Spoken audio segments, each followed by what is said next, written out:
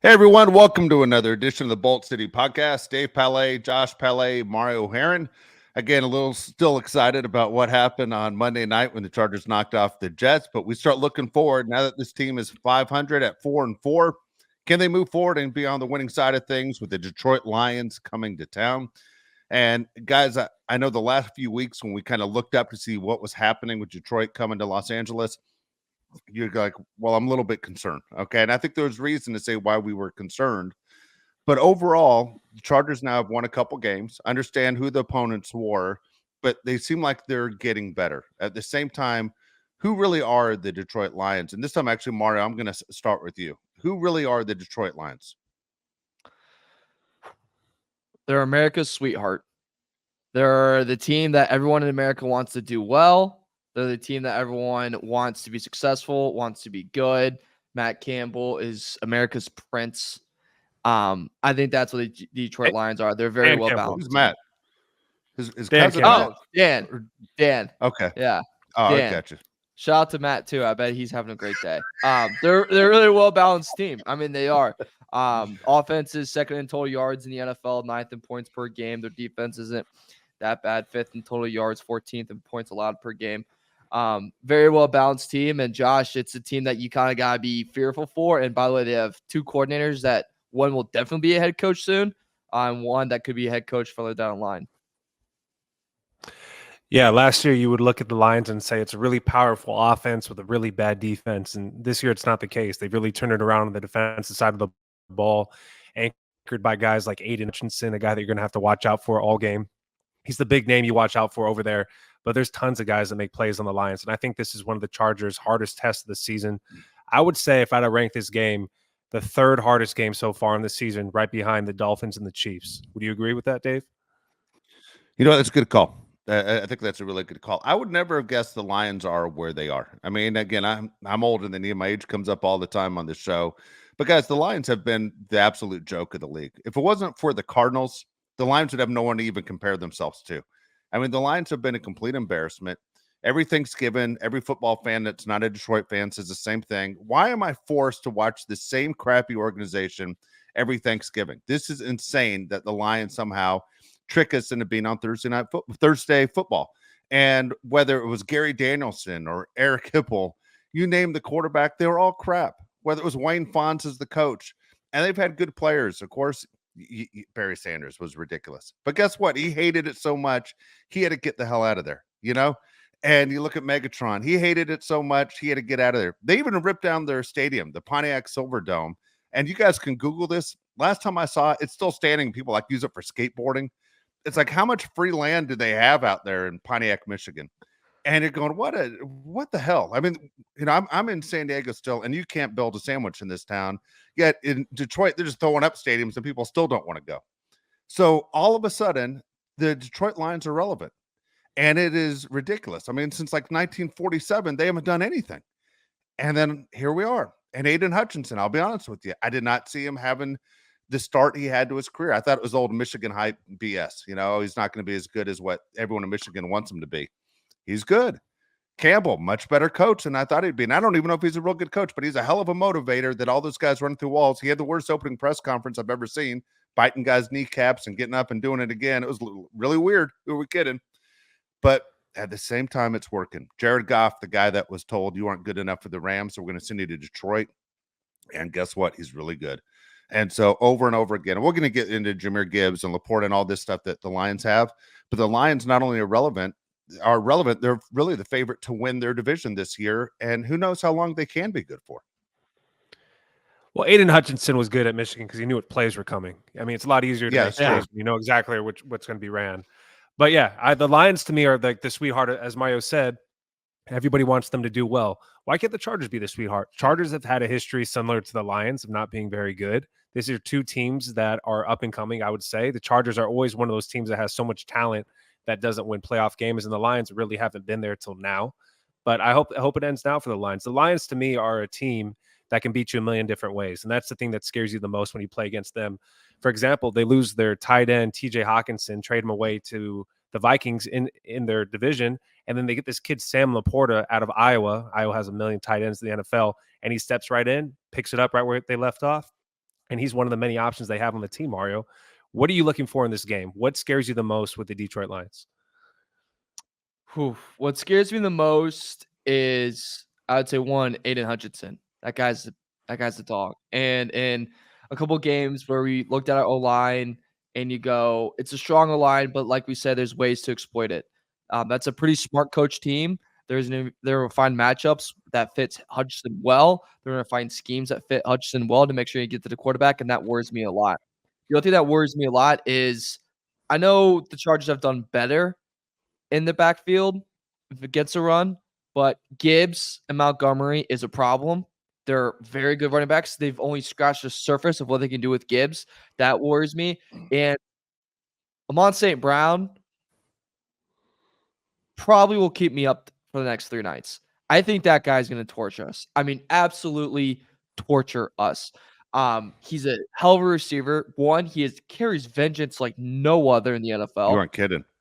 Yeah, like if we said one thing about St. Brown, he probably has someone that would find it to him and text it to him, and he's gonna set an alarm and hear that every single time, and then go put up 200 yards on the Chargers or something. He's a big word for me. I mean, that guy is dangerous. He's powerful. He's explosive. He gets open. It's hard to kind of get him off his route. I'm really worried about that. And Goff doesn't make a lot of mistakes, so almost like their whole team kind of worries me. The only thing that doesn't worry me is, I don't know, maybe I don't have 100% belief in their secondary, Dave. I would say that was the one thing that doesn't really scare me the most. I don't think their secondary is that strong. No, I agree with you. It's funny you said the thing about St. Brown. He's Denzel Washington in The Equalizer. Like I'm careful what I say now because he might show up. Like he is angry as can be at all times. And obviously that's his fuel. That's what keeps him going. Every time he gets stopped and people say, "Can you name all the receivers taken ahead of you?" He just turns, looks right through your eyes into your brain, and just recites every one of those names. Like, I will never forget this list for the rest of my life, and I am angry until I fall off this earth. He is something else. Okay, so here's the deal: is it the secondary that scares me? Because I'm trying to look for what is the weak spot for the Lions. Where is their issue? What is going to hurt the Lions? If it wasn't for the Lions getting destroyed by the Baltimore Ravens, I would say, guys, I don't know what the weak spot is, but they're beatable. That they've been exposed. At the same time, they have worked in that time to, basically fix where their holes are. That's what every team would do. I'm hoping, Mario, it's the secondary. Like, I'm hoping Justin Herbert has a big passing game. Again, he didn't have a touchdown pass against the Jets. I'm hoping that the Chargers try and find more weapons to open things up. I don't know. I remember the first game of the season when the Lions played on Thursday Night Football. We all came on here and said, "Well, that was a lot of fun." Like, I can see myself watching a lot of Lions games this year. And when you look at what they have through the offensive side, as you said, with Montgomery and Gibbs, well, Gibbs was the one that the Lions said, "We want this guy." And everyone said, "Boy, that's pretty early for a running back." I mean, Josh and I are Alabama fans. We're like, "You sure you want Gibbs that soon?" And Gibbs has been great. The problem is, I think, because Montgomery, you gave him the money as a free agent to leave, right? To come over and say, "Hey, come play for the Detroit Lions." I thought the Lions, honestly, have been doing too much to keep him happy, meaning Montgomery. Whereas at some point you're going, "Hey, we always just do what's best for the team." Because I think all of us saw it the last few weeks when Montgomery was hurt and Gibbs was getting his opportunity. Gibbs is the better player. So at some point, does it create division? Do you start hurting your team on play calls by not giving the ball to the right guy because you're trying to keep the veteran happy, yet at the same time, your team is better with the young guy? I don't know where the hole is. Josh, when you watch the Lions, you watch a lot of their games too. What's the plan of attack? Well, the Lions have given up a lot of points in 2 games. So it was the Seahawks, they gave up 37, and against the Ravens, they gave up 38. And the Seahawks game, they lost in overtime, 37-31. Against the Ravens, they lose 38-6 and get blown out. So you'd think against the Seahawks and the Ravens, it was probably a big-time rushing attack, right? With Kenneth Walker and Lamar Jackson, Gus Edwards, all those guys on both teams. It wasn't. It was a passing attack. Both times it was Geno Smith throwing the ball over the field and Lamar Jackson throwing the ball over the field. What that tells me is we could do the same thing. I would absolutely believe Justin Herbert can take advantage of the secondary. The Lions have never had a strong secondary. This year they're playing well, but it's still not a strong secondary. They got young guys back there. They got guys like Brian Branch that make a lot of plays, but they're still young. And I wouldn't trust anybody back there to stop Justin Herbert. I think that's definitely something we can exploit. We talk about the double tight end set. something we could definitely look for in this game. It does scare me, Mario, like we said on last show, that we don't have a viable number 2 receiver right now. We like what Quentin Johnston's doing, but we wouldn't call him a number 2 receiver. Maybe this is a game where you stretch the field with Quentin Johnston, see if you can get something deep down the field, maybe Darius Davis on some end arounds, and maybe have him go on some seam routes. Yeah, I like how you pointed out the 2 losses because it was something that stood out to me right away, right? Like in this, like you said, Judah Smith, 32 of 41, 328 yards, 2 touchdowns. Lamar Jackson, 21 for 27, 357 yards, 3 touchdowns. And then if you look at the other quarterbacks the Lions have faced, you go, all right, well, you face Mahomes without Kelsey, first game of the season. That takes some stuff away. Then you go, all right, Desmond Ridder, he's out of a job. Jordan Love, he could be out of a job. Bryce Young, rookie with no O-line, having a tough year. Baker Mayfield, more likely out of a job at the end of the year. And then you go Jimmy G, also probably going to be out of a job at the end of the year, probably lost a job already for the rest of the year. So the QB talent has not been the best for him. And when you go, all right, well, has it been the best for him? And they're defensively, like passing, I mean, they're not like running the table by any means. Like I said, 15 points passing yards allowed, 27 the defensive passing EPA.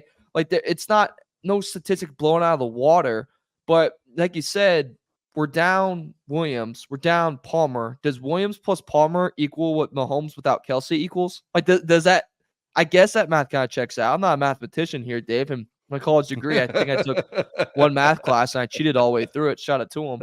But I think that kind of is like the equivalent, right? It's like Mahomes played him without Kelsey. Well, Herbert's playing him without Palmer and Williams. And I think that's a part of the game that worries me. But that being said, the QB talent they've had to face has not been strong.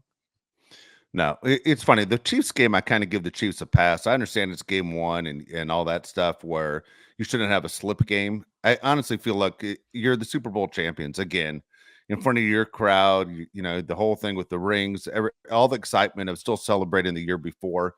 I don't think the Chiefs took the Lions seriously. And I think they were shocked by what happened. And so if they were to play today, 100%, I would say that the Chiefs are the better team and they'd be favored to win. I don't know exactly what the Lions are. I think this is a test for the Lions. I don't think the Lions, who a lot of people are saying they're the 3rd best team in the NFC right now, it's a test. It's like we've learned a lot from the Miami Dolphins the last few games when they've played a quality team. The Dolphins aren't ready for that serious Super Bowl run. They have not shown everybody through the first half of the season. The Lions, I think this is a big game. This is a talented Charger team that's on cloud 9 playing at home. Again, as you mentioned, St. Brown's an LA guy. He wants to do well in LA. You watch exactly what Detroit has to offer, and I think there is something to be said for their word experience. As you go deeper into the season, right? The teams that went in December, January, and February, there's some experience there. And the Lions aren't a team that has a ton of experience. Goff, of course, went to Super Bowl, lost to Super Bowl, actually played terrible in the Super Bowl. But a lot of guys haven't really made their way yet. And as exciting as the Lions are right now, the Lions haven't proven anything. They just haven't. There's nothing that you can mark them and say that this is a serious team ready to compete against the Eagles and the 49ers for a Super Bowl right now. They just got to keep fixing that resume or adding to that resume. Yeah, no team has an easier path to win their division than the Lions, right? You have the Vikings that are without a quarterback for the rest of the year. You have the Bears that are a mess, and you have the Packers that don't have a quarterback at all.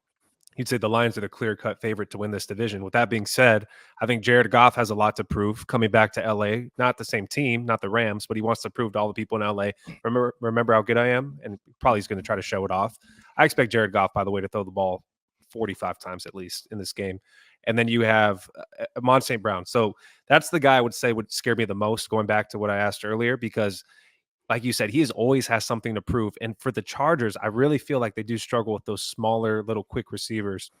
And he is really good at finding openings in the defense. He is one of the best in the league at finding openings in the defense and finding the end zone. That guy scores so much for a little guy. It kind of reminds you of Tyreek Hill, not the same type of player, but a smaller guy that scores a ton of touchdowns. They can beat you in a million different ways. They can beat you with Laporta. They can beat you with Gibbs. And that's another guy that reminds me of like a Christian McCaffrey type that can run the ball, can catch the ball. I don't know why the Lions don't use him more. And I know everybody says that, but it's just really mystifying that you see a guy that's that effective, that you draft that high, that you don't get in the game that much. I think they've been using him more the last few weeks. But to me, it's going to be St. Brown. If you can slow him down, you have a better chance, because the Chargers, shockingly this year, have done great against the run. I don't know why the Chargers have done so good against the run, because they didn't add a ton of players. You add guys like Tooley and Henley. Henley hasn't done much yet, but maybe that's the reason. They're creating more pressure on the quarterback. But to me, it's going to be St. Brown in the passing attack, Mario, even though they got so many guys on that team that could beat you. Yeah, so many different guys, and their OC is so smart. He could get really creative. Like, maybe this could be a Gibbs breakout game, right? Like, he just finds a way to get him involved in the passing game, and the next thing you know, you're like, gosh darn it, like, this guy's really going off for a lot. And I think that's the other thing that I worry about. We've seen the past 2 weeks, is the Charger defense looks good? Oh, this looks fantastic. Okay, let's look at who's calling the plays. Let's look at the offenses, right? You know, you look at a Jets offense that's led by Zach Wilson. All right, who's calling the plays? Nathaniel Hackett. Well, he was like the worst NFL coach the season before. And then you go to the Bears, all right, well, Luke Getsy, about every other week, you're put on a chopping block, and then Tyson Bagent was your quarterback. All right, like, that doesn't look good. And when you go from those two, you have confidence, but you go, all right, now we're going to face Ben Johnson, a quarterback that's been to the Super Bowl, and a quarterback, by the way, that does not make a lot of mistakes. Say what you want about Jared Goff. Is he a top? Yeah, exactly. Like, he doesn't. He's just a smart player. Like, that's just what he is. He's very, very smart. And when he does make those mistakes, you got to capitalize on it. And those 2 losses this year, I mean, he didn't play well. Trying to find the statistic right now. Why can I not find this right now? Oh, because I put it in the wrong freaking section. All right, but when they faced the Seahawks and lost, Goff throws an interception. Lions fumble it twice, and they lose that game. When they face the Ravens, he throws another interception, and then he's sacked 5 times in that game. So I think if the Chargers want to win this game, I think you got to get one at least interception, for some type of turnover on the offense, and then you got to put pressure on them. Tooley, Mack, and Bosa had a great game, obviously, last game against a weak O-line. Do it against a strong O-line now this week. All right, so when you talk about some of the Lions and you say the guys have chips on their shoulder, we talked about St. Brown, obviously, but St. Brown's not mad at the Chargers. Jared Goff, Hope not. Jared Goff, when he comes to town, I understand they aren't playing the Rams, but they're playing in the same stadium, and it's still Los Angeles. And he understands. Come on, if you would have asked him, where would you rather be, Detroit or Los Angeles? He's staying in LA. That trade had to hurt. Not only does it hurt, but then the quarterback that they trade for wins the Super Bowl in the first year. I mean, it worked out perfect for the Rams. If you're Jared Goff, you're coming to LA on Sunday, and you're like, the weather's 72 degrees. There's not a cloud in the sky. It doesn't get much more perfect than this. It's already starting to get cold in Detroit. You're like, I used to live in those mountains right there, and the weather was great every single day. And I had my great looking wife, and I had my coffee right there. Now I live next to the Ford glass plant. I could barely breathe because the air quality, and I got to freeze my ass off on my way into the practice facility. I'm pissed. He's showing up with a chip on his shoulder on Saturday. He's going to be angry. And so when you look at what's going on, there's one player also that we didn't mention when I said to you that I think the one thing I think the Lions that might hurt them, where the figuring out what's best for the team and what's best for the player to keep every player happy when you have all these weapons. Don't forget, they just got Donovan Peoples-Jones, right? And so they got another wide receiver. You don't think they're trying to make him happy now that he's a member of this team? To show that, hey, we got a weapon we're going to use? I mean, the guy who should have a chip on his shoulder right now is Jameson Williams, who said, dude, you're in your second year and you aren't progressing the way we thought. We had to go trade for a wide receiver because you aren't where we thought you would be. So next guy up. And so for the Lions, they think they're polishing everything to get ready. There's one ball on the field. It reminds you of an NBA team when you have too many superstars. And you're going, how do you keep everybody happy? And can Jared Goff be the guy that keeps everybody happy? The interesting thing is, for me, is when I look at the Lions and I look at their coaching staff and I look at their offensive coordinator, their OC is the guy who I want as the Chargers head coach next year. Like, this guy who is coming to town for the Lions is number one on my wish list to be the Chargers' new coach next year. Yeah, I would love for him to be the Chargers' next coach. I was looking at some stats with the Chargers, and I'm shocked that the Chargers lead the league in turnover differential. I would have never guessed that if Mario didn't put that in the write-up. The Chargers have created nine fumbles for the other team, the most in the league. That's amazing. I think that's something you could definitely do in this game and take advantage of a team like the Lions, who have a good record, but in the turnover differential game, they're at 0. They've created as many turnovers as times they've given the ball away. It's kind of shocking when you look at a team like that with such a good record. I want to go to the YouTube question of the day, or the comment of the day, and it's from Mark Caitlin 8533. He wrote, a big part of the reason Derwin looked like Derwin is because Gilman and Marlowe do such solid work as the two deep safeties. That allows Derwin to roam and line up in so many different positions. I couldn't agree more with that statement. I remember when Derwin James came in as a rookie, and the thing that blew my mind was that he could play safety, he could play in the box, he could really play all over the field and make plays everywhere. If you remember, Derwin James would get sacks at the beginning of his career, and you'd think, holy crap, we got a safety that gets sacks. I would like for him to do that again. But I think when you have two safeties that can spill him so he can kind of roam around like that, it makes such a difference, Mario. 100% does. It's always the guys around you that can help you get better. And I think that's one of the situations where the guys around you, the guy next to you, is helping improve Derwin. It helps Derwin out. And I think also the physical play of Gilman and the energy he brings spreads around to the whole defensive side of the football. And it's a big contributor to a lot of the team's success right now, at least success like the last game. And Derwin being back is huge for this team. It is a huge spark that kind of gets the team going. We've always said he's a big vocal leader. He's a big leader on that defense side of the football. And when he's cooking, the Chargers cook. It's just as simple as that. And we're going to really need him down this stretch. Like we got the Lions, we got the Ravens, we got the Bills, we got the Chiefs. We have a lot of explosive offenses. And if he can be the Derwin James we know him to be, Dave, I mean, I am feeling very, very good of our chances. And put a little hard hit on, St. Brown. Put a little hard hit on Williams. Put a little hard hit on Donovan Peoples-Jones. Make him a little scared to come across the middle. I'm all for it, baby.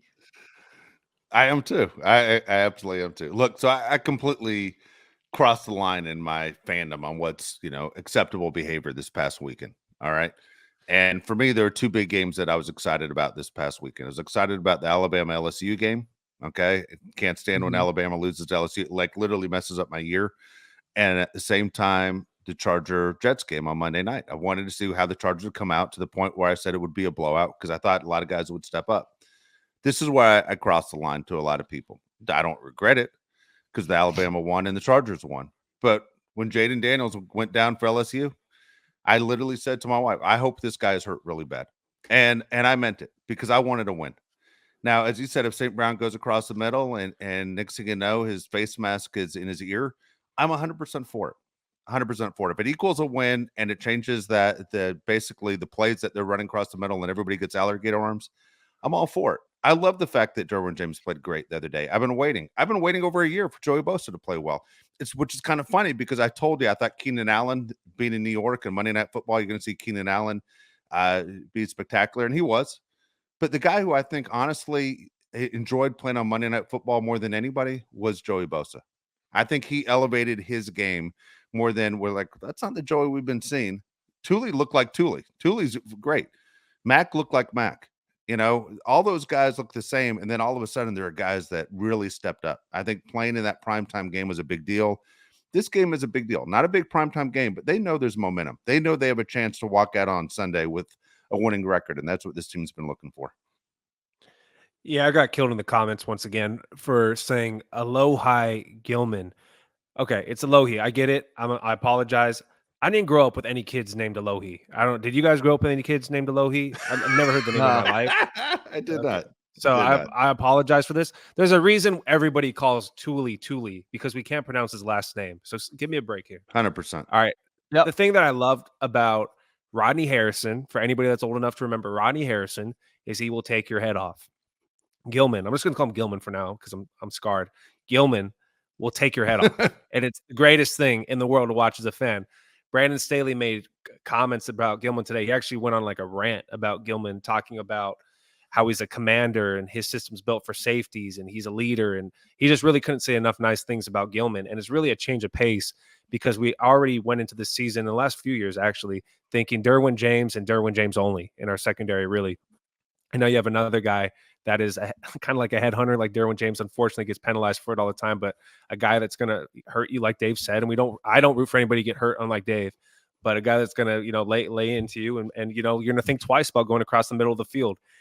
I think Gilman is such a huge reason why the Chargers have been so much better these last few weeks, because he commands the field. Kind of like Brandon Staley says, he looks like a guy that knows where he's supposed to be at all times and plays fast. I think it's such a big deal when you have a safety that can roam the field like that, Mario, and kind of reminds me a little bit like Troy Polamalu. Like he's just like reckless abandon, just running all over the place. Yeah, I stand by Josh in two statements he said right there. One, struggling saying names. Yeah, speech impediment over here. So big on that. I'll never forget when I do an interview with someone, I butchered their name 4 times. And you know when I did, like, keep Oh, no. telling you like their name, you're like, dude, the more you tell me, the more I'm gonna like stutter through it and like blow it. So that was a fun interview. That didn't make it on air. And then yeah, I don't want anyone to get hurt either. That's just Dave. So point all that energy towards Dave. And Sure. me and Josh will go hang out with you at a bar. We'll have a good time. Yeah, it's great to have Gilman. It's great, like the Gilman and James. If that keeps going, like that's just great for us. I also think like having that type of safety, just that type of player that is just a hard hitter and it's just a physical nightmare, like the Rodney Harrison and the I'm trying to think of who else was kind of like that. Bob Sanders was like that kind of for the Colts. Like those guys are pretty big for a winning culture and to win a Super Bowl. Like every team kind of needs that guy, especially in like a physical sport like football. I mean, you've seen hockey for decades. You always kind of need that tough nuts guy. You're like, all right, dude, as soon as that guy gets on the ice, whoo, see you later, buddy. You need those type of guys like in a very physical sport, and to have those guys right now with the Chargers, I think is very, very huge. And this is like what we seen last year, right? This was like the time when the defense got hot. This was a time where like, all right, defense is stepping up a little bit. Like this was the period we were at last year. So if we get that going this year, and we certainly need it, because I'm nervous, Dave, that our offense will not be able to carry a big load going forward without Palmer and Williams. Like I'm really, really nervous that they won't be able to provide a lot for this team and do a lot with Herbert with an injured finger and 2 receivers out. Like that really worries me. Like, can this offense carry us for a little bit? Well, you say for a little bit. I mean, there's talk today that Palmer might not come back at all this season. So you sit there and go, Yeah. wait a second, what? What just happened? How thin are we all of a sudden offensively? Which bothers me because, again, we were calling for basically a little bit of help. You know, we all knew Mike Williams was out. We were calling for help. Not saying that we should be the GM and the Chargers, just saying, you know, what are you doing? I mean, God forbid Keenan gets hurt, but Keenan has a history of getting hurt. So you sit there and say the guys have to grow up right now for the remainder of the season and really become NFL players, or the season's over. And so, yeah, they got through with the Jets, and we talked about Quentin Johnson, and we said, you know what, he did a couple things that we really liked on Monday night. He needs to grow up and take another step on Sunday, and that needs to happen throughout the season. He needs to get better and better. And when Josh says the double tight end set, and I say it too, and it's just stuff that we suggest because it always seems like it's a mismatch that no one's ready for. To be like if a team all of a sudden ran the wishbone, nobody would be prepared for it because nobody prepares for the wishbone. Yet it worked for 50 years, which I don't understand why people don't set it up that way for the 2-point conversion. Like, dude, nobody would expect the wishbone. You know, there you go. But the double tight end set worked really well with the Patriots before Aaron Hernandez went on a killing spree. And so nobody else goes on with the double tight end set. And so you have tight ends on this team that can catch the ball, again, show a different look. And guess what? If you show it a few times, and let's say it doesn't even work, at least teams the next week have to prepare for the Chargers of what happens when they run a double tight end set. All of a sudden, it's in the books. You got to prepare for it. You got to use some of your practice hours getting ready for the Chargers. And what do they do when they do a double tight end set? I'm excited about the Chargers on Sunday, guys. But I'll tell you what, if we come on there and the Chargers don't win on Sunday, and you could tell the effort was a little bit different playing at a 1:00 game on Sunday in LA against the Lions compared to a primetime game, then I'm like, this team's in the wrong spot. And I will be upset to go, wait a second, I didn't see the same effort. Like if I see the old Joey Bosa, I mean the Joey Bosa that I criticize, I'm going to be upset. Khalil Mack, I already know what I'm going to get from Khalil Mack. I know what I'm going to get from Thule. But if I see this team take a step backwards in their intensity and being focused for this game against the Lions, going to be bothered by it. All right, let's go with some predictions before we pick some games. Who are your players of the game, Mario? Offense and defense. All right. Offensively, because I think the Lions are going to do everything they can to take him out of this game and remove him from being any part of this game. Keenan Allen, 200-yard game today. Oh, not today, Sunday. 200 yards. 200 yards. Has to be. Wow. Has to be between 170 and 200 for them to win. I firmly believe that. I think it's to beat this team, you're going to have to outscore them a little bit. Just looking at the totals, Ravens 38 points beat them. Seahawks 37 and beat them.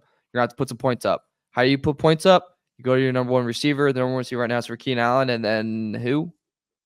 Johnson, that's not really ready. So I think Allen's my guy. You got it. It's 170, 200, baby. It's got a big game. You get the SportsCenter graphic later on. You're on top 10 place or something. I think that's the key for there. Defensively, I'm going to go Michael Davis. Michael Davis. Oh, boy. Yeah. Michael Jeez. Davis. Big test for him. A great game against Garrett Wilson. Fantastic. Followed up with playing good defense on St. Brown. Just take St. Brown out of the game. If Williams has a big game because of it, sure. Dominus People-Jones, I know he's questionable right now, but he plays and he has a good game, sure. Fine. Give me the rookie tight end. I don't care. He can poop on the field. All right, like Gibbs and Montgomery, do whatever. Those are my two guys I'm going to watch for. Keenan Allen and Michael Davis. Wow. Mario, blink twice if someone's not standing in the room with you pointing a gun at you. You okay? I mean, I'm not feeling great.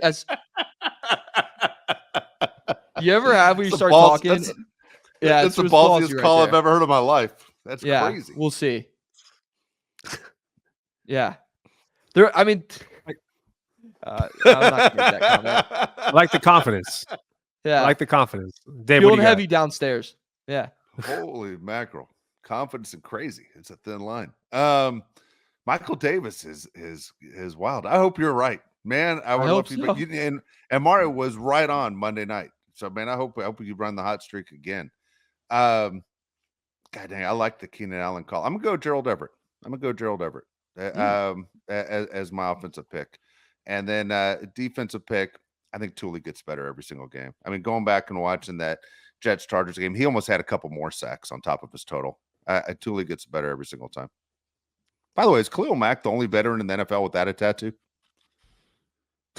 You guys ever notice that? Like everyone has some kind of tattoo or a sleeve. He has nothing. Kelsey. Yeah, Kelsey. Come on. I'm not counting Kelsey. Okay. I'm pretty sure there's going to be a specify. You said veteran. You know what I mean? Defensive player. I meant a guy that's imposing that knocks you on your ass. Okay. Be more specific. All right, so I'm going to go with I like Gerald Everett. That's the guy I was going to go with. I think this is a game where you need the tight end. Like kind of like Mario said, you need Keenan Allen to have a giant game.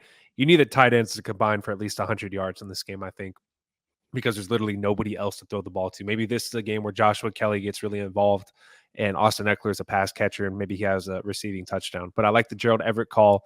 And if it's not Gerald Everett, maybe Donald Parham will wake up Mario when he's in the red zone and catch a couple touchdowns.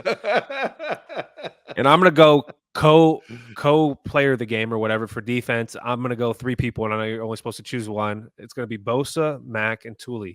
These are going to be three guys that you need to dominate, and you're going to need them to dominate every single game to create turnovers.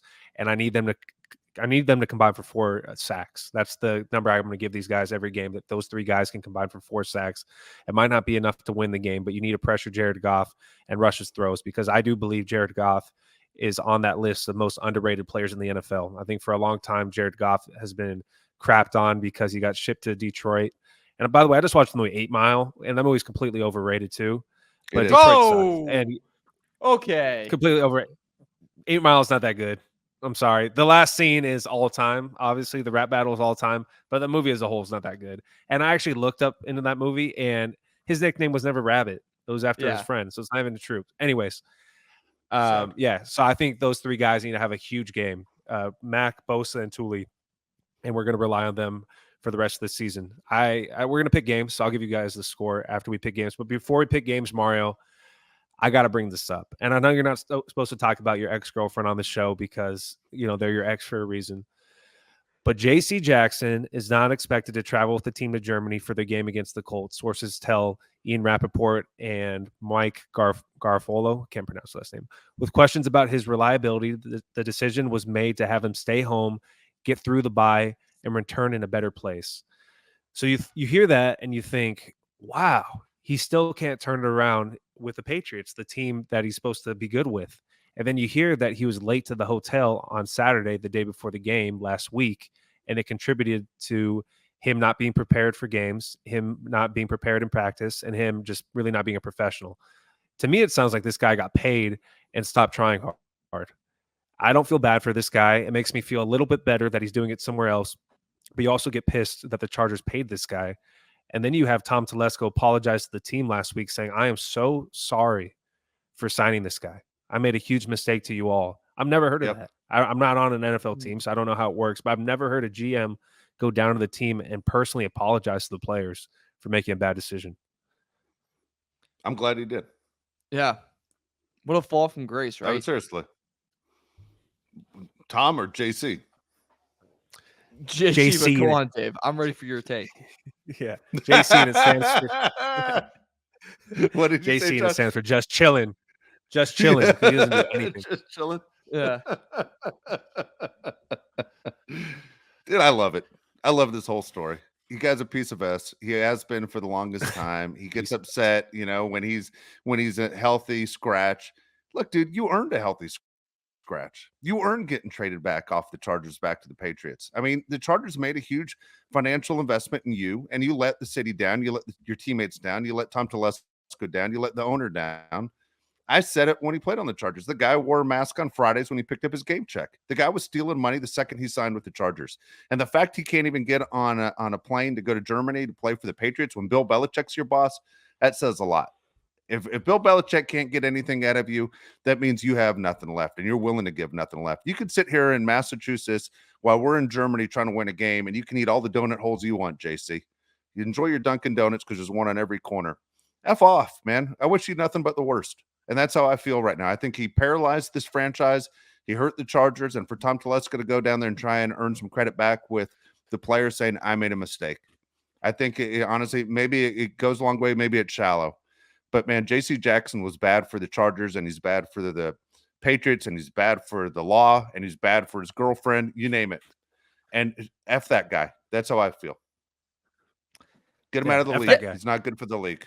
Yeah, just don't let him back to L.A. Yeah, see ya. Good riddance. I mean, it's good to see. Not good to see. Not good to see at all. I guess it's now you really know like there's an issue. Like it's one thing to happen at Chargers, but then for him to go back to New England, where like you'd think, all right, like it's all gonna come together. This is where he was good. They see him still have problems, issues there. Go, all right, there was an issue. It wasn't the Chargers. Like it was something going on with this guy, and yeah, well, tough day, tough year to be a Patriots fan, man. Tough. At least you have the Celtics and like the Bruins are really, really good, and if Red Sox can buy some players. But for New England, it's been a parade in a while in that city, which I'm 100% fine with. My least favorite city is in Boston. That's for sure. I hope they never win. And I'm with Josh, by the way, on Eminem. I'll just throw that out there. I'm a fan, but I got it. Every song's for Haley. I understand, and you have mom issues. Okay, let's move on. Let's knock it off. Okay. All right. Can we revisit you're almost 50 movie. already. Let's knock it off. All right. Haley has to be at least drinking age by now. And the mom issues, to go see a therapist. Stop writing about it in your song. I've had it. She went to college with my cousin. Fun fact. Oh, see, she did grow up. Yeah. Good God. Yeah. But first off, very good. Like I remember when I was seeing it when I was little. It was like one of the first R-rated movies I saw. It was that and The Goodfellas. And I thought the how they dabbed up with it was 2. I thought that was sick. Yeah. So I did that for like a little bit, and people were like, "All right, what are we doing here?" But yeah, I thought it was a good movie. What are we doing here? What's next? Everyone from 313. Yeah. Put your hands up. Here? Notice this man's the only man that doesn't have his hands up. It's a good line. And for a fact, by the way, just before we get to the games, for a fact that, and I was part of this group, so I'm saying this as a fact, that after watching that movie, there was at least a group of white guys that thought they could rap for a little bit, and they tried the freestyle and realized, this is not it. So I was in that group, middle school, tried to freestyle raps, shot to SoundCloud, little upload, and then I was like, all right. I could see you doing that. I could see. Yeah. Oh, I probably have the writing somewhere. What's it? Is it in Scary Movie 4 where they try and reenact that? Remember that? He does the rap battle. Oh yeah. And he throws the hood on, and the hood's a little too big. that was crazy, man. Fun fact: never seen any of those movies. No. Yeah, we're in the hood now. No. Yeah. Oh my gosh. Oh my gosh. You never seen any of those movies, Mario? Never seen any of them. All right. So real quick, man, the part that he makes it through, does a great job, and he throws the hood up at the end. but the Yeah. hood's like an oversized hood, so it looks like he's in a KKK, and everybody freaks out and beats the crap out of him. Yeah, so that's funny. that was the joke. He made it through everything perfect until he tried to show his toughness and throw the hood up over his head, and then everyone's like, "Whoa, whoa, whoa!" It Yeah. didn't go well in the room. Yeah, that was it. All right, let's pick the games. Get Rich Go Die ahead. Trying, better rap movie. You ever seen it? I've seen it. I have seen it. Yeah. Fantastic. You know what sucks about that? He treated that girl terribly in real life. 50 Cent. Oh, really? Yeah, if you look it up, man, it's horrible. Yeah, he's not a good guy either. It's hard to get shot that many times and go, I'm really a good guy. It's all mistaken identity. You know, when you got a target Yeah. like that, I mean, maybe it's you. Yeah. From that movie, I text my brother every now and then, like a random. I wake up early in the morning trying to make a movie. We just randomly text each other that, and it just gets you going. I don't know why. And then you smash. All right, we need to move on to games because I can talk about the movie for All right, ADHD. All right. First game, Thursday night game, the battle for the first pick. Bryce Young versus Chicago Bears. Bears favored by 3.5 points, over under 38.5. Who do we have here? Holy cow, man. Can you imagine if someone told you have to watch this game? Like this is, you get one game and this is the only game you're allowed to watch the entire week. You're like, Panthers and Bears. How the hell did this just happen? It should have been set up pretty good, right? It should have been Bryce Young against Justin Fields. Should have been pretty good on the schedule. But these are two really bad teams. All right, so where's the game at again? Help me out. Chicago. Whew. I'm gonna go Bears. I'm gonna go Bears in this one. I'd love to say Panthers. It's funny. I said to Josh today, it's crazy how great CJ Stroud has been, and Bryce Young still beat him. Again, he's been beating them since high school every year, and yet they play in the NFL. And the one time Bryce Young has a good game, he ends up beating CJ Stroud again in the NFL. But I'm going. Yeah, Bears. I'm gonna go Bears too. Tyson Bagent's gonna start. We know the Bears a little bit because we played them a few weeks ago, but Jalen Johnson's a really, really good cornerback, and the Panthers have one guy to throw to, Adam Thielen. So you're going to think that Johnson's probably going to shut him down, and there's going to be nobody else. I'm going to go Bears to win this game. I wish Thielen was on the Chargers, by the way. Wow, he'd be perfect right now. He would have been perfect. Panthers would have traded him. Next game, I'm going Bears as well. I guess 3.5. Panthers aligned that bad. Maybe Sweat. That's a first Sweat game. Welcome to Chicago game for him. Him and Yannick maybe. So we'll see. Colts Patriots is next game. Also ugly game. Colts 1.5 point favorites in Germany. Over under 43.5. What do we think? I'll go first. I'll go Colts. I think this is a good win game. Good game to bet on. Actually, I like the Colts. If I actually was a gambler, I wouldn't bet on any game that's played in England or Germany because they never go the way I think they're going to go. With that being said, I can't not see the Colts beating the Patriots by less than a point. I mean, the Patriots seem so freaking bad, and I think the Colts are actually not as horrible as some people think. I like the Colts to cover. God, we're all in agreement. Taking Colts as well. Bill Belichick, rumor that keeps being rumored, a little bit on the hot seat. He should be on the hot seat. His record's ridiculously bad when he doesn't have Tom Brady. Yeah. Lots of rumors of where he's going to go, too, by the way. So the rumors are he's going to find a job right away? Yeah. Chicago's okay, rumor. So here you go. I have it right here. Belichick is 81-95 without Tom Brady. 14 games below 500 without Tom Brady. It's terrible. Terrible drafter. Yeah. Terrible. The worst. Yeah. Yeah, he's bad. All right, next one. Texans, Bengals 7. Not a good weekend of football, by the way. Not a lot of good games. Bengals 7-point favorites, over under 47.5. Go ahead, Josh. 7 seems like a lot. I'm gonna go Houston to cover in this game. I don't like Houston to win, but I think 7 is just way too many points. And CJ Stroud, I talked to Dave about this today. I'll admit when I was wrong. I was completely wrong about CJ Stroud. This guy is amazing. I'm not going to say he's going to lose a game by more than 7, even though the game's in Cincinnati and the Bengals look like they're really good. Yeah, nobody apologized for CJ Stroud, by the way. Ohio State is as strong as that program has been for 100 years, has had a terrible history with quarterbacks. There's not one Ohio State quarterback that's ever done anything. He's the first guy in 100 years. So let everybody calm down. You know, Mara, you lived in Indiana. Look, Art Schlichter, guy was gambling the second he got off the plane. Good I for mean, him. it was complete. Well, it was illegal at the time. You Yeah. know, it'd be like saying the guy was a pothead. Guess what? It's legal in every state now, almost. But at the same time, it wasn't back there. Art Schlichter in '83 placed some bets like a mother, and put a lot of time in prison. So for CJ Stroud to be the first Ohio State guy to actually play the position well, who saw it coming? We've waited 100 years for it. This game right here. That being said, I think the Bengals are getting better every single week. I know all of us like the Bengals right now. I think they cover, and I like the over in this game. Wow. Over under for people that don't know, 47.5. Like I said, I like Bengals to cover in this game just for the sole reason of they're just red hot right now, and I could see a big regression week from Stroud. That being said, he's incredible. I mean, he's absolutely incredible. Broke Andrew Luck's record last week. It's horrible. JT Barrett was not even Yeah. a quarterback, really. I mean, My there's a God, lot of guys. I forgot Yeah. about JT. Braxton Miller. Terrell Troy Pryor. Smith, right? Please. Yeah, both went Come wideouts. on. Became wideouts. Stop it. Knock it off, All right. Ohio State.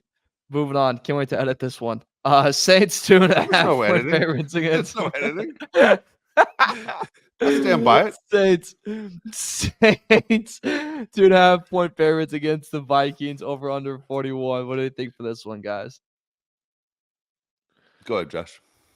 Saints are 2.5 point favorites on the road. Yeah. Is that what you said? Yeah. I don't like that at no, all. Justin I think Josh Jefferson. Dobbs I thought he's coming back this week. No, I thought he was out still. Justin Jefferson's back this week. I Yeah, I thought think saw he's something back. today. I think he was All clear. right, He Yes, got he's cleared. back this week. Okay. Anyways, I'm never betting on the Saints. Mario has this weird vendetta against the Ravens. That's not weird. I understand it, Mario. I understand. I have a weird thing with the Saints right now, where every time I think they're going to win, they lose, and every time I think they're going to lose, they win. So I'm going with the Vikings. I'm expecting Justin Jefferson to have a big game, Jordan Addison to have a big game, and Josh Dobbs, underrated quarterback. What he did last week, not knowing anybody, not taking a snap from the center ever, and then winning the game, super impressive. I like the Vikings. Sorry, before you go, Dave, Kevin O'Connell said it would be a little aggressive to think that Justin Jefferson could play Sunday versus Saints. All right. From He's not- Adam. okay, here's so he the gets deal. clear. So he gets clear, but he's not going to play. What are we doing? I think they're just Is it amateur I hour? think he's gonna yeah. I mean, You know what? I'm staying by my opinion. Skull. Vikings win. got Screw you. it. Marking it down. Okay, so look, I don't know the rules. I know you have to be honest on your injury reports, but if he were to say it would be a little aggressive to assume he's going to play, and then he does play, what does he say to the media? Well, we were a little aggressive. Like, I mean, why wouldn't you play the cat and mouse game, right? Don't you want the Saints to spend more time preparing that he's not going to play, and then play the best wide receiver in the league? I don't know where Justin Jefferson health wise. All I know is the craziest thing about this game is they're both 5-4. Which is nuts to think how bad the Vikings were that they're 5-4, that the Saints, who had a crazy easy schedule, are 5-4. I am going to go with the Saints in this game. It doesn't make any sense at all, but if you're a Viking fan, you got to be pleased. The excitement factor where they're at. I don't know what's more impressive, what Baker Mayfield did last year when he signed with the Rams and all of a sudden beat the Raiders, or what Josh Dobbs did. What Josh Dobbs did was crazy to me. It was insane. He even knows receivers' names, which was also just really funny. I like Saints actually here. 2.5. Wait, Dave, what'd you say again? I picked the Saints too. Saints. Okay, yeah. So I'm with you on Saints. 2.5. I don't like the Jefferson thing. If Jefferson plays, I'd reverse it. I'd go back to Vikings, because if you're Dobbs, you're just like, yeah, I'm just gonna throw it to freaking him, and then let numbnuts on the other side of the football try to catch him. Like, that's what I would just do the whole time. Like, it's unfair. But without him, I don't know. If O'Connell does play him, then I don't know. I don't know. Do a show naked. All right. Packers, Steelers. Steelers 3-point favorites against the Packers over under 39. What do we think here? This one might be my The favorite Steelers play. are so hard to figure out. The Steelers are the craziest team to figure out stat wise. I'll just throw out a team. I'm going Steelers. Steelers. I like the Okay. Steelers. I don't think anybody knows how really good they are. Kenny Pickett We is don't. so hard to watch. Really hard to watch. That guy is the most game manager of all time. But I'll go Steelers for their defense. I'm going Steelers too. Same There you go. reason. TJ Watt. Yeah, he's gonna be pooping on Jordan Love. You know. Yeah. Oh, and they're wearing their retro jerseys are back. Who is it? People that Steelers? care. The Yeah, crazy the stripe block. ones? No, the block. Oh, okay. I like the block numbers you mean with the black jerseys? Yeah. Like they used to have when those are my favorite. I don't get why they changed the numbers. Why do you win 4 Super Bowls and change your uniform? Okay, Why would Josh, you I do know that? you're gonna be with me on this one. Who cares, right? Like, Oh, I care. Like, it's like when the Houston Rockets it's like still won the same back-to-back. uniform. No, it's not. When the Houston Rockets won back-to-back championships in the 90s, they changed these Harlem Globetrotter uniforms. Why? It was working. I'm a superstitious guy. Why change it?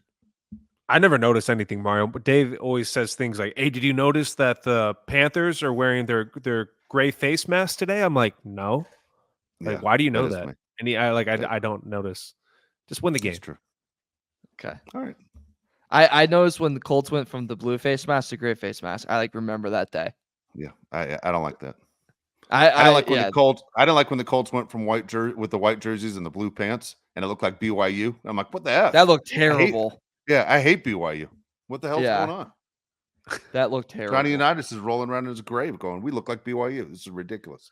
Johnny Go ahead. Unitas is dead. Dude, Yeah, since when? Since I don't know, 15 years ago.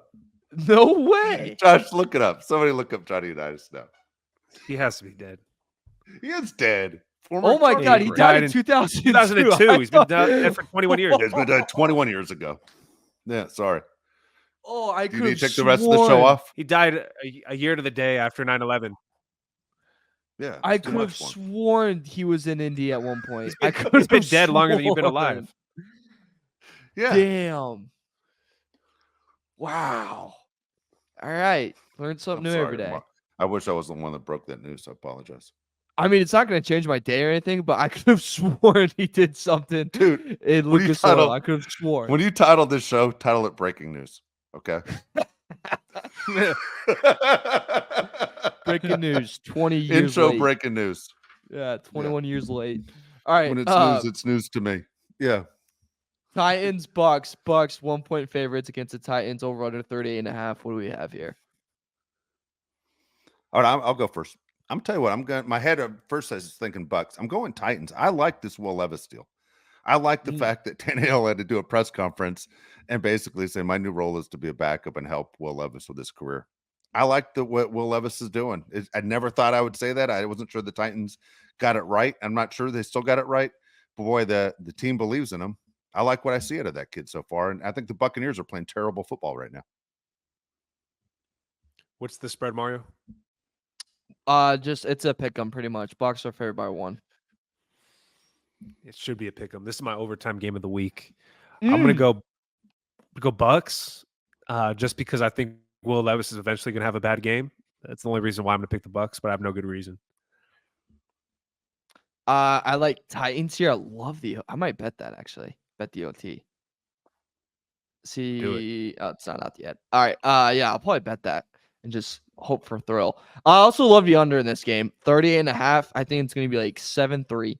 I love this. I like the Titans. I think it's a Vrabel outcoach game where he just finds a way to win in the end, and Todd Bowles is in there just like has no idea what's going on, just looking at another defensive play call to throw out there. But I like Titans in that one under, and I like the OT thing. I think that'd be a fun little sprinkle, little something to pay for your DoorDash later on because you know you're gonna get some. All right, Niners, Jags, game of the weekend. I would say, Jags 3-point underdogs against the Niners. Over under 45. Chase Young's first game in a Niner uniform. Did you guys see the comments about Chase Young today? No. Did you guys see that? Commanders said they were tired of his crap, that he would just freestyle the plays out there. He wouldn't do his assignment, and they got tired of him, which I thought was kind of crazy. But I'll go I'm gonna go Jags, hottest team in the NFL right now. 49ers are struggling. Brock Purdy, to me, this is a really big game for him to see what he really is, because he's had 3 bad games in a row. So I like the Jags just because of the games in Florida. Boy, interesting game. I mean, who would have thought you would go, this is a game you wish was like the Sunday night game kind of a game. Yeah, I'm interested in seeing this game. Chase Young, interesting because look, it was only a third round pick. It feels like the 49ers stole him. It just feels like they stole a kid that was the number 2 overall pick in the draft that everyone says I can't miss. He's a Hall of Famer, as good as the Bosa brothers were. This guy was better than both of them. It'll be interesting if you're a Commanders fan. You're going to be really frustrated if this guy has just a huge game. I can't imagine the Niners guys losing 4 games in a row. And let me tell you, if the Niners do lose 4 games in a row, to me, it's just the lock, exactly what Shanahan always wanted. Who did Shanahan always want as his quarterback? Kirk Cousins. He's going to sign that guy. Kirk Cousins is going to be the Niners quarterback next year, and Shanahan's going to get exactly what he wanted. That's the guy he's always wanted since he was named head coach of the 49ers. How do I get Kirk Cousins here? Which is wild. He's just a huge fan. I'm going Niners. I think the Niners, if the Niners don't win, man, the Eagles can write their ticket to the Super Bowl right now. I agree with you, Dave. I'm taking Niners to cover. I like the under in this game as well. I think 2 strong defenses are going to disrupt offenses. There's not going to be a lot of scoring. 45, I think, is too high for that one. So I'm going to take the under that one. I like the Niners to cover. Josh, quick question for you. Did you ever have to freestyle play because you forgot to play in the huddle? Because that happened to me like a good amount. Never happened? I think some of the best plays I ever had, I called my own plays in the huddle. Okay. No. Yeah. I called my own Yeah. plays. There's one of the best plays. Nobody gives a crap, but one of my best plays in high school, I did forget the route mid snap, like when I was getting the ball, and I ended up being a huge play. But yeah, it happens. Things happen. There's nothing worse than when it's a huddle and I was like standing there, like catching my breath, and we broke, and I was running out, and I go, I did not hear the play call. I was like, there was a motion too. I was like, whoa. I was seeing guys motion. I was like, I wonder what this is gonna be. Just doing like the quick lift of the shoulders. All right. Next one, Browns, Ravens. Ravens 6-point favorites against the Browns, over under 38. Actually, this might be the game. So I'm saying game of the weekend. This is a pretty big game as well. What do you got? I hate when these two teams match up. By the way, go ahead, Mario. Browns cover under 38. 100%. This is gonna be a defensive showdown. Near offense, or is it gonna be able to move up the field? Okay, I go under with that. I'm going Ravens. The reason I always hate this matchup, it always seems like you expect a better game than it ever is. Like whenever the Ravens and Browns play, it is always boring as hell to me. And I know the Ravens used to be the Browns, so there should be like, a big time hate game. Those guys were us. They're just wearing different uniforms now, and they left and gave us 4 years of misery. But it never seems that way. It's the best division in football right now, but I'm going with the under, and I'm going to go Ravens. I'm going to go Ravens too. I agree with Mario, though. It's going to be defensive stalemate, I think. But Lamar Jackson, I actually do think is going to get MVP this year. So maybe he has a really good game. He played really good last week. He's had some great games already, but that defense with the Browns is no joke. I'm going to go, what did I say? Ravens to cover? Ravens. Is that what I said? Yeah, Ravens. I said he picked the Browns. Sorry. Okay. My bad. I don't know what I'm doing. I think I'm going to go Ravens, so go Ravens. All right. This is the game that if it's on your TV, I'm sorry. But just remember that in July, you're going to wish for football. So Falcons, Cardinals. The week Falcons. after the Super Bowl. Yeah. Falcons 1.5-point favorite against the Cardinals. Over unders 44 in this one. Is Kyler Murray playing? Let me double check, but I don't think so. You can talk. Okay. entertain ourselves. I think he is. You're right. I think he's going to play. All right. I'm going to play. Falcons. Kyle Murray is off the report. Yeah. He's off the injury report. I'm going to go Falcons. So go Falcons as well. I think Falcons. It's going to be really, really interesting to see what they look like with him out there, because they have nothing. They have nothing for him. So it's interesting to see. His future is going to be interesting. Some team's going to trade for him. Raiders. Excited to see who. Yeah. We'll be on the Raiders. Yeah, maybe. I can see a dumb Chicago move. What about the Giants? Could the Giants afford him? And remember, the Giants just gave their quarterback a ton of money too. The Giants made a huge mistake. I don't know if salary cap wise the Giants can pull it off. Probably have to Giants are in a lot of trouble. Giants are in a lot of trouble, man. I mean, a lot of trouble. speaking of them, they're 16.5-point underdogs against their division rival, the Cowboys. This Yeah, weekend. and that game's in Dallas. I'm going Cowboys. Yep. Cowboys. Nothing to be I'm For said. Brian Dable. Simpatico. Yep. Poor Brian Dable, and actually not poor New York. Yeah, Yeah. they got rats. Yeah, they got enough. All right, Commanders, Seahawks. 6-point favorite over under 45.5. What do we have here? Seahawks. I think bounce back. Yeah, bounce back game for the Seahawks. Commanders seems terrible. The game's in Seattle. Seahawks. Alrighty, Seahawks. I'm going with. I'm gonna go Commanders. Actually, no, I'm not. I'm gonna go Seahawks here.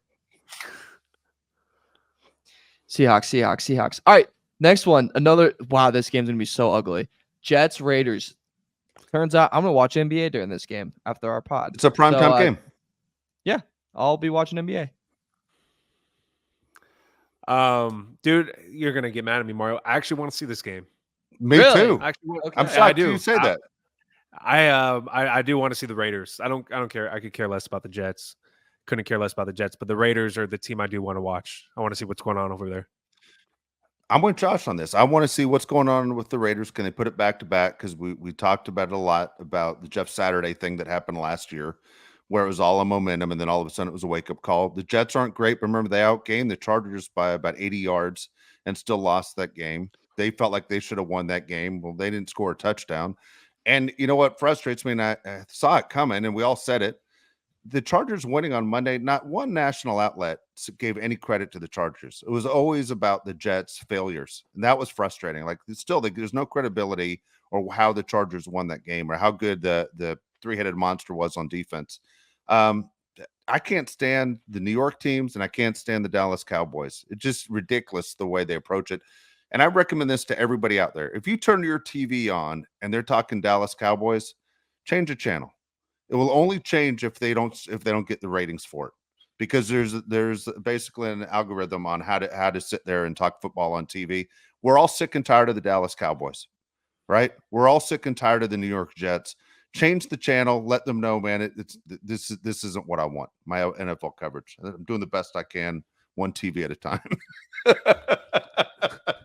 Mario, I'm gonna pick the Raiders to pick the game, so I'm going Raiders. Raiders. Dave. I'm going Raiders. God, I went Jets. Okay, that's fine. I hope you're right.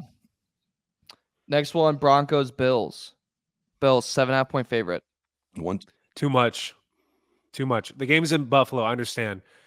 I think it's 7.5 is too much. This Bills team is so overrated. They've been overrated for the last 3 years. I'm going Broncos. They're on the decline.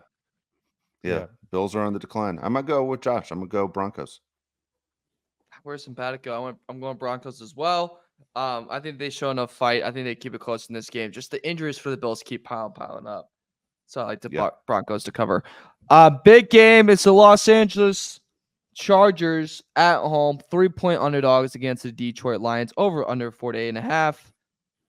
Gentlemen of Bolt City, what do we have here?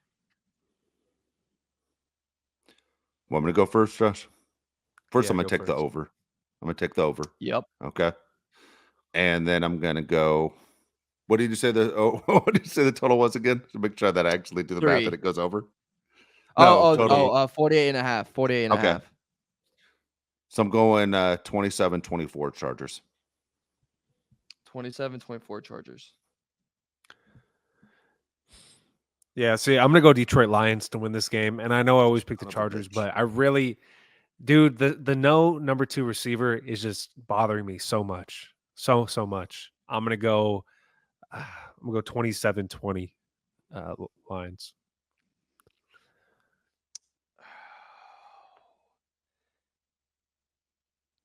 All right. I think the Lions win. Oh boy. I agree with you, Josh. I don't see no receiver help aside to Allen. I just don't see it. I'm gonna go 28-24 Lions. Wow. So that they everyone that took them to cover gets burned. and that's what I But got. what? I picked a lot of favorites this week, so this is gonna crash and burn. I think if you took them to cover, you're fine if they win by 4, right? Yeah. Yeah, you said it was 3.5, didn't you? No, it's 3, but I'm saying like the chart, like if you took Chargers to cover, you get burned. Oh. Oh, okay. Gotcha. Yeah.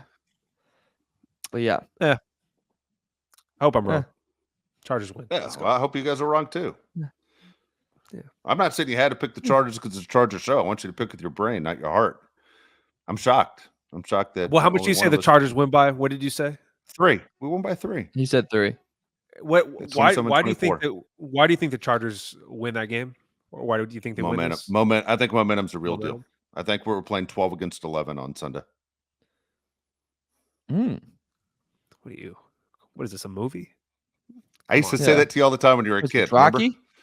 I talk Yeah. trash to Josh all the time when we play Madden. I just go, dude, I got momentum. I got 12 against 11 right now. I'd always say that. How did to that him. I work was out for you? fanatic. What was our Not record good. in Madden Yeah. head to head? Once Josh figured out all I did was fake the handoff to Tomlinson and throw to Gates, I was done. I couldn't score. It worked for a few years, but I was like, Yeah. play action fake, going to Antonio Gates. And then once he figured that, it was like 21-0 in the first 2 minutes of the game. You'd win. I stopped playing. That was it. Sore loser. There you go. Huh. Oh, I am a bad loser.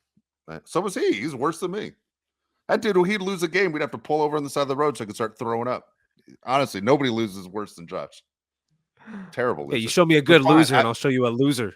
Yeah. Exactly right. Yeah. I Yeah. respect that. I respect that 100%. Bums. Yeah, there you go. There you go. All right.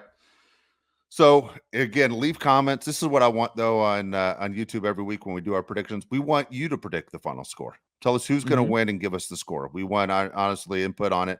One day we're going to have a really nice prize for the winner, but today's not that day. But in the meantime, let's see how smart you really are. Again, leave your comments on YouTube. Thank everyone. Thank you everybody for watching. We are up to 1,000 subscribers. We will be doing a shirtless show on Tuesday. Okay. Tuesday we'll be going shirtless. Mario will probably go 100% naked, and then we just won't know. And then if you listen to the Odyssey app, we really appreciate it that as well. Bolt City Podcast, but man, the audience has been great. And thank you for helping us keeping the show going. Rest in peace. Good thoughts for Dwayne Haskins and Johnny Unitas, as we had breaking news in the show, as a lot of you heard. And we'll be back on Sunday right after the game, and hopefully I'm the one that's sitting in the big chair saying I told you so. All right. So for Mario Heron, Josh, go ahead. Yeah. No, I was just saying, if You you're gonna getting steroids, that improves your chest size by like 4 times by Tuesday. DMs are open. Are you gonna go tan? You gonna go to the tanning salon? Should I? That'd be funny. I would do it for it. That'd be really funny. I Dude, would my do wife it for told it. me to do it. I was like, screw it. I don't care. I might, because of that, I might do it because I'll think that's very, very. No one will outside of the show will get the joke, but it'll be funny to me.